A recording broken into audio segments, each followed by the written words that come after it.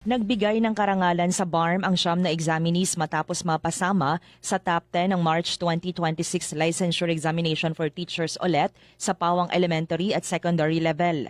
Sa elementary level, 3 examinees mula sa BARM ang nakapasok sa listahan ng mga nanguna sa pagsusulit. Nanguna si Fatea Nadine Omar Mahail mula sa Mindanao State University o MSU Tawi-Tawi na nasa ika-5 pwesto matapos makakuha ng 93.80%. Kapwa naman nasa ika-8 pwesto sina Suhad Abdul Gani ng Cotabato State University o CSU sa Cotabato City at Siti Jaya Makaumbang de Sumimba ng MSU Marawi matapos parehong makakuha ng 93.20%.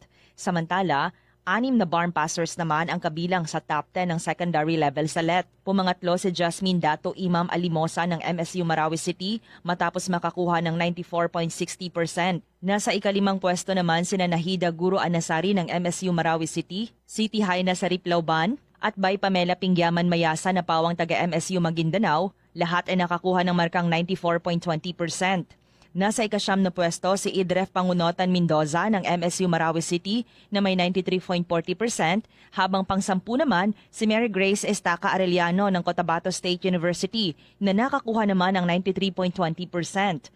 Ipinakita ng tagumpay ng mga passer mula sa BARM ang patuloy na pag-angat ng kalidad ng edukasyon sa rehiyon at ang husay ng mga Bangsamoro future educators sa larangan ng pagtuturo.